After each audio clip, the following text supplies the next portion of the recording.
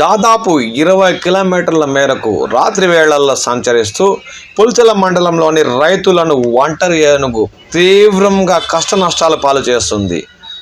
అది రాత్రి అయితే పుల్చల మండలంలోని కమ్మపల్లి పంచాయతీ పరిసర ప్రాంతాల్లో తన ఉనికిని చాటుకుంటూ స్థానికంగా ఉన్న పంట పొలాలపై తన దాడుల వేటను కొనసాగిస్తూ అక్కడి నుండి బయలుదేరి రాయవారిపల్లి పంచాయతీలో కూడా పంట పొలాలపై దాడులు చేసింది. అనంతరం అది మంగళంపేట సెక్షన్ ఫారెస్ట్లోకి వెళ్ళినట్లు సమాచారం అందింది. దీంతో రైతుల పగులు రేయి అనక కంటి మీద కునుకు లేకుండా చేస్తుంది ఈ ఒంటరి ఏనుగు.